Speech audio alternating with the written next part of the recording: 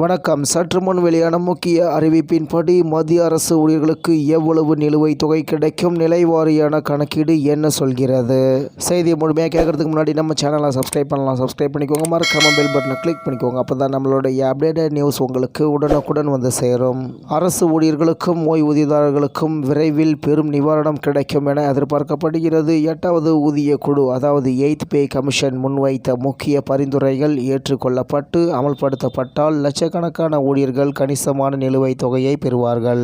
இந்த விவாதத்தின் மையத்தில் தேசிய மன்றம் கூட்டு ஆலோசனை குழுவின் அதாவது NCJCM ஊழியர் தரப்பின் பரிந்துரை உள்ளது. அது 8வது ஊதிய குழுவிற்கு 3.83 என்ற பொருத்துதல் காரணியை அதாவது ஃபிட்மென்ட் ஃபேக்டர் பரிந்துரைத்துள்ளது. இந்த பரிந்துரை முந்தைய எதிர்பார்ப்புகளை விட கணிசமாக அதிகமாக உள்ளது. 7வது ஊதிய குழு 2016ஆம் ஆண்டு 2.57 என்ற பொருத்துதல் காரணியை அமல்படுத்திய நிலையில் இந்த முறை சுமார் 2 என்ற காரணி எதிர்பார்க்கப்பட்டது. பொருத்துதல் காரணி என்றால் என்ன? பொருத்துதல் காரணி என்பது அடிப்படை சம்பளம் மற்றும் ஓய்வூதியத்தை தீர்மானிக்கும் ஒரு முக்கிய பெருக்கி ஆகும். பொருத்துதல் காரணி அதிகமாக இருந்தால் சம்பளமும் அதிகமாக இருக்கும். 3.83 என்ற பொருத்துதல் காரணிக்கு ஒப்புதல் அளிக்கப்பட்டால் குறைந்தபட்ச அடிப்படை ஊதியம் ரூபாய் 18,000 ரூபாய் 69,000 உயரக்கூடும். மேலும் அதிகமான நிலுவைத் தொகையை எவ்வாறு பெறுவது? நிலுவைத் தொகையை பெறுவதற்கான சாத்தியக்கூறு அமலாக்க கால அட்டவணையை பொறுத்தது.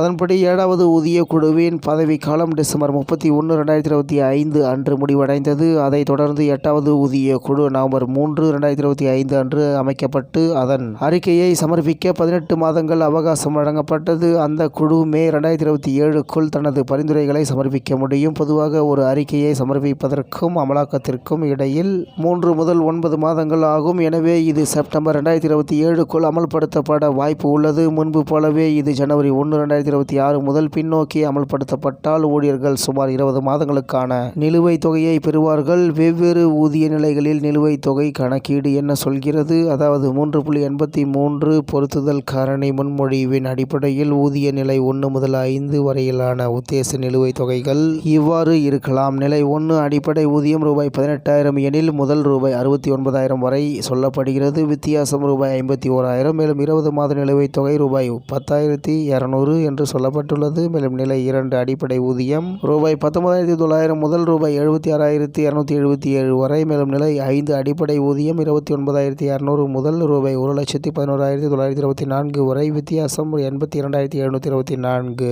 இந்நிலையில் நிலுவைத் தொகையாக ரூபாய் 16,54,480. இந்த புள்ளி விவரங்களிலிருந்து குறைந்த ஊதியம் பெறும் ஊழியர்கள் கூட லட்சக்கணக்கான ரூபாய் வரை பயனடைய முடியும் என்பது தெளிவாகிறது என்று தகவல் வெளியாகியுள்ளது என்பது குறிப்பிடத்தக்கது. இத்துடன் இன்றைய முக்கிய செய்தி நிறைவு பெறுகிறது. மேலும் இது போன்ற செய்திகளை உடனுக்குடன் தெரிந்து கொள்ள RK நியூஸ் தமிழ்நாடு சேனலுடன் இருங்கள். நன்றி, வணக்கம்.